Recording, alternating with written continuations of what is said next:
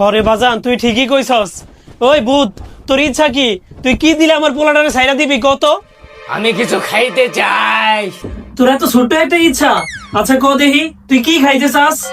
আমি খাইতে চাই গরুর চিকেন, মরা মুরগি, হাঁসের মুদ, মরা মাইশের রোস্ট। ওরে বাবা, ভূতের এগুলা খায়? আরে চাচা, ওই এত জঘন্য জঘন্য খাবার খাইতে চাইতেছে কি লিগা? ওর ভিতরে কি কোনো ফুটবল করে ভূত ঢুকছে নাকি?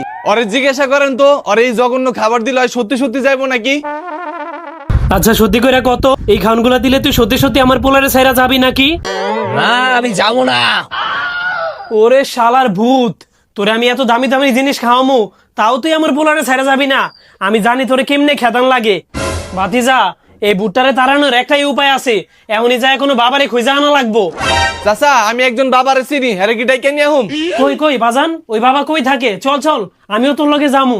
না না চাচা, তোমার যাইতে হইব না, তুমি ওর দিকে খেয়াল রাখো। ভূতে যদি ওরে গাছের আগায় উঠাই দেয়, তখন তুমি আবার কি করবা? আরে বাজান তুই ঠিকই কইছস, আচ্ছা তুই যা। আচ্ছা ঠিক আছে চাচা, আমি যাই বাবারে পাঠাই দিমুনি, কিন্তু আমি আইতে পারুম না, আমার কিছু কাম আছে। তুই যদি না হস তাহলে বাবা আমগো ঘরে আইবো কেমনে? বাবা কি আমগো বাড়ি চিনে?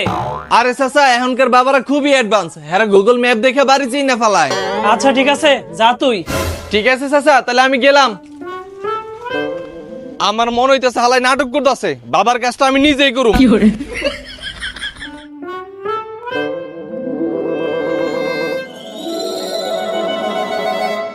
হ্যালো। হ্যালো সিয়াম, হ্যাঁ তোরা যে বাবা আর অভিনয় কর যে পোশাক পইরা, ওই পোশাকটা আমারে দিয়া দে তো। আচ্ছা ঠিক আছে, ওই পোশাক যে কই রাখছি আমার নিজেরও মনে নাই।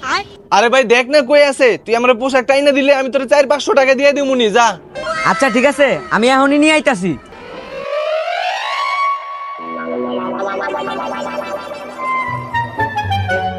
এলন ভাই। আচ্ছা ঠিক আছে।